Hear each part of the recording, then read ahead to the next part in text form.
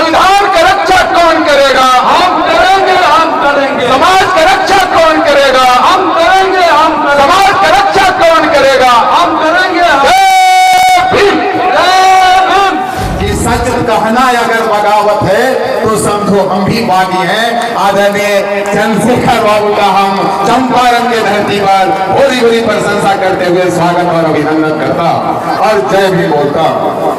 हमारे बीच आदरणीय पूर्व कानून मंत्री बड़े भाई डॉक्टर समीम अहमद साहब, हम सबों के क्रांतिकारी नेता, और खास करके चंपारण के अंदर जब आंदोलन की बात आती है तो मनोज यादव जी को छोड़ दिया जाए तो फिर आंदोलन का मतलब ही नहीं निकलता है। तो इसलिए भारी क्रांतिकारी साथी, आप सबों के लोकप्रिय विधायक, जनहित के लिए हमेशा आंदोलन करने वाले, और आज बाबा साहब के संदेशों को चंपारण सहित अपने क्षेत्र के एक एक लोगों तक पहुंचाने के सोच को लेते हुए आदरणीय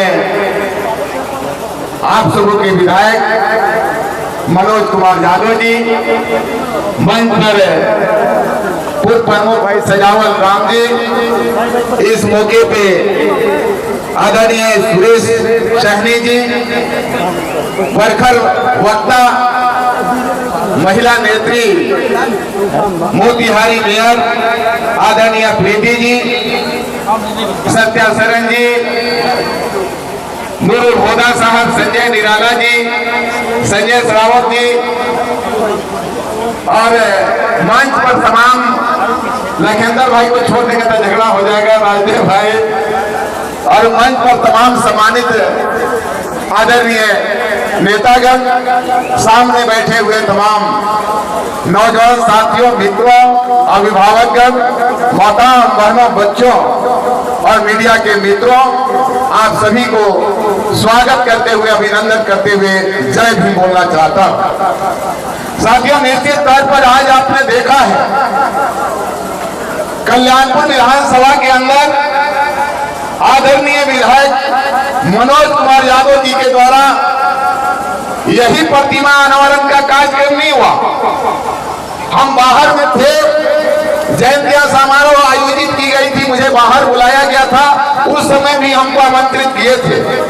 कल्याणपुर में मैं तो यूं ही कहूंगा कि जिला के प्रशासन का चुनौतियां स्वीकार करते हुए और कल्याणपुर में एक मुश्त सभी को लेकर के और जाकर के वैसे जगह पर मूर्ति अनावरण का कार्यक्रम किए जहां पर अनापत्ति प्रमाण पत्र देने से यह प्रशासन के लोग हिचक रहे थे। इसलिए हम धन्यवाद देना चाहेंगे आपको, और निश्चित तौर पर कहना चाहेंगे कि आज हम बहुत ज्यादा बोलेंगे नहीं, क्योंकि हम सभी लोग और आप लोगों के लिए भी जो चंपारण ही नहीं देश के स्तर पर बाबा साहेब के वैचारिक व्यवस्थाओं को, वैचारिक लोकतांत्रिक और सामाजिक व्यवस्थाओं को विशेष रूप से बताने के लिए हम सबों के बीच हमारे अभिभावक चंद्रशेखर बाबू जो पूर्व शिक्षा मंत्री है, आप सबों के बीच आए हुए हैं। और निश्चित तौर पर आप जान लें कि बाबा साहब के संदेश जो है वह कैसे यहाँ के खास करके अनुसूचित जाति वर्ग के साथी जिस समाज से हम आते हैं, हम एक चीज कहने से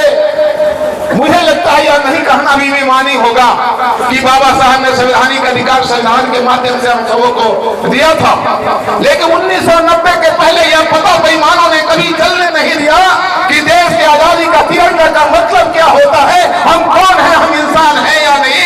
इसलिए इस मंच के माध्यम से हम धन्यवाद देना चाहते हैं और आभार प्रकट करना चाहते हैं गरीबों के मसीहा और समाजवाद के भारी प्रणेता आदरणीय लालू प्रसाद यादव जी की बाबा साहब के द्वारा दिए गए संवैधानिक अधिकार को धरातल पर उतार करके और लोगों को न्याय देने का काम किया, समाजवाद को स्थापित करने का काम किया। और उसी रास्ते पे आदरणीय तेजस्वी प्रसाद यादव जी, यह पहली वाक्य है कि बिहार का कोई ऐसा पंचायत नहीं राष्ट्रीय जनता दल के द्वारा आदरणीय नेता लालू प्रसाद यादव जी के निर्देशन में तेजस्वी प्रसाद यादव जी के द्वारा यह निर्णय लिया गया कि नहीं, इस तरह नहीं होगा और जरूरत है बाबा साहब के संदेशों का, बाबा साहब के विचारों का।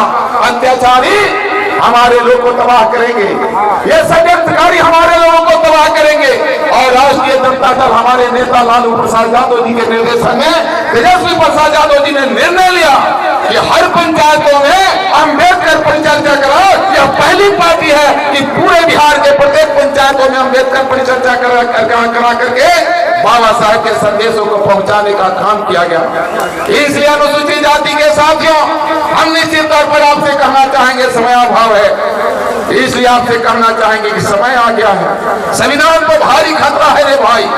संविधान के पर उंगली उठाने वाले को बख्शोगे तो अपने बाबा साहब के द्वारा दिए गए संवैधानिक अधिकार से हाथ धोना पड़ेगा। इसलिए हम बहुत ज्यादा नहीं जाना चाहते। हमारे यहाँ आपके कल्याणपुर में जो प्रखर और क्रांतिकारी नेता है, निश्चित तौर पर आपके एक एक चीजों को यह बोलते भी हैं कि सरफरोशी की तमन्ना अब हमारे दिल में है, देखना है दम कितना बाज ये कातिल में है, और ये चलते भी रहते हैं। इसलिए मैं इन्हें धन्यवाद देना चाहता हूँ। और इसके बाद वक्ता में इसके लिए हम लग रहा है कि बाबा साहब के नारा को निश्चित तौर पर हम सबको बुला लेना चाहिए और लड़ना होगा। जो संगठित होने के लिए बाबा साहब ने कहा था, जब उंगली हाथ उठाते हैं तो हाथ खुला रहता है, लेकिन मुट्ठी बांध लेना है और बोलना है जय भीम, जय भीम। संविधान का रक्षा कौन करेगा? अरे नहीं करना है क्या? महिला लोग नहीं करेगा, सारे लोग बोलेंगे संविधान